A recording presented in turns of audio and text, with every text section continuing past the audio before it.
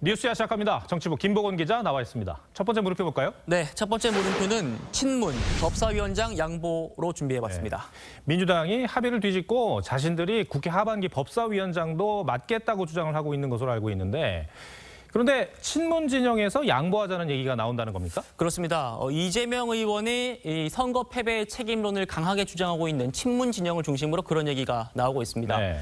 그제였죠. 지난 3일에 민주당 국회의원 당무위원 연석회의가 있었는데요.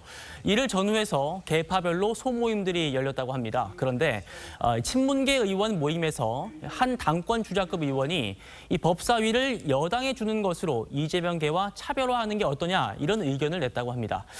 이재명계의 그 강경 노선과 우린 다르다 이런 걸 보여주는 일종의 당권 전략으로 볼 수도 있겠습니다.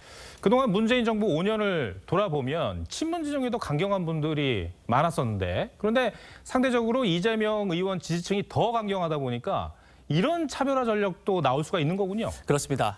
각종 의혹으로 수사를 받고 있는 이재명 의원으로선 이 법사위원장 사수 이 문제가 윤석열 정부의 칼날을 방어하는 데 도움이 될 수 있을 겁니다.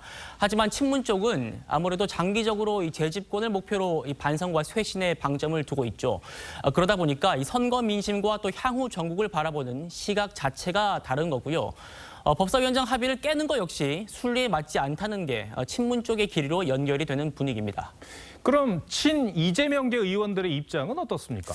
네, 이재명 의원의 최측근으로 꼽히는 정성호 의원 등은요, 이 법사위원장을 여당에 넘겨주자 이런 의견을 내고는 있습니다. 하지만 이 의원의 강성 지지층이죠. 그 목소리를 대변하는 이 초선 의원 모임 철험회가 강하게 반대하고 있거든요. 협상의 당사자인 박홍근 원내대표도 이 법사위원장 문제에서만큼은 물러설 생각이 없는 걸로 알려져 있습니다. 네, 앞으로 이재명 의원의 움직임이 큰 변수가 될 것 같네요. 네. 첫 번째 물음표 정리해 볼까요? 네, 첫 번째 물음표 친문, 법사위원장 양보의 느낌표는 법사위원장 고집하다 깡통 찬다로 준비했습니다. 네. 누구 얘기입니까? 네, 이게요. 지난해 7월에 법사위원장을 넘기기로 한 합의 직후에 당내 일각에서 반발이 터져 나왔었는데 이때 유인태 전 의원이 했던 말입니다. 한번 들어보실까요? 대선으로 포기하고 나 뭐 깡통 찰라고 그러면 뭔 짓을 못 하겠어. 네, 유 전 의원은 이 선거 패배로 위기에 빠진 민주당의 새 비대위원장 후보군으로도 거론되는 인물입니다. 입법 독주에 대한 반성과 성찰이 있다면 그걸 가능하게 했던 권한부터 내려놓는 게 순리 아닐까 싶습니다. 네.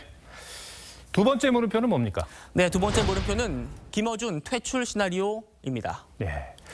이번 지방선거에서 국민의힘이 서울시 의회의 의석을 과반 이상 차지했잖아요. 네. 그러니까 TBS 교통방송 개편에 걸림돌이 없어진 셈인데 지금 오세훈 서울시장은 교육방송으로 바꾸겠다는 생각을 하고 있는 거죠? 맞습니다. 그렇게 추진이 되고 있는데요.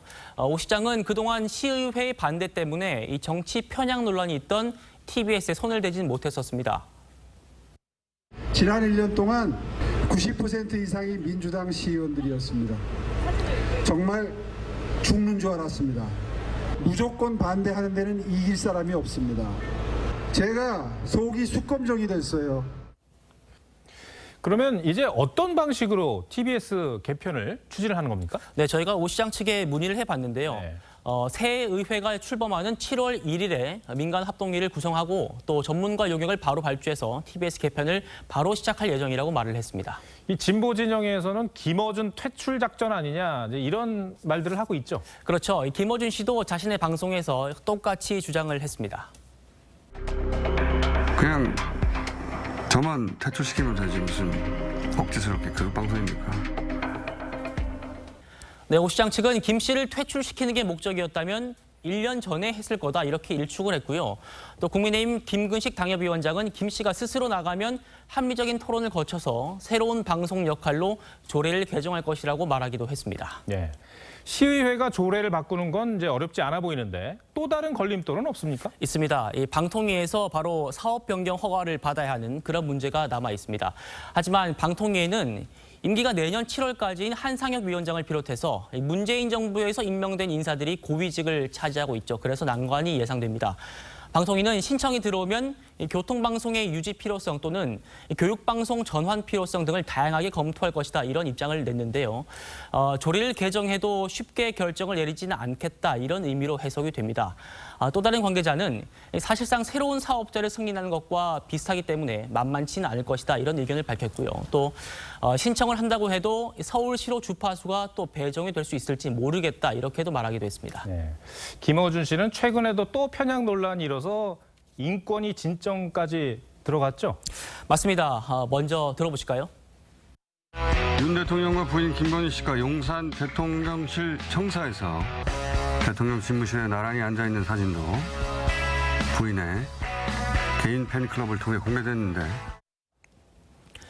자, 들어보시면요. 김건희 여사를 반복적으로 김건희 씨라고 부르고 있죠. 한 시민단체는 김정숙 여사 또 권양숙 여사와는 달리 김건희 여사만 그렇게 부르는 건 비하 의도가 있는 거다 이러면서 국가인권위원회에 진정을 제기했습니다. 네. 두 번째 물음표도 정해볼까요? 네, 두 번째 물음표 김어준 퇴출 시나리오의 느낌표는 김어준의 생각보다 시민의 생각으로 하겠습니다. 네. 김어준의 생각은 김 씨가 진행하는 뉴스공장의 대표 코너입니다. 편향성 논란도 적지 않았는데 TBS 개편에 대한 찬반은 있을 수 있겠지만 서울 시민들은 이 개편 공약을 내세웠던 오세훈 시장을 선택한 건 분명한 사실이죠. TBS 개편 문제도 특정 정파나 인물 또 진영의 생각이 아니라 시민들의 생각이 뭔지 따져보는 게 가장 우선일 듯 싶습니다. 알겠습니다. 김봉훈 기자 오늘 설명 잘 들었습니다.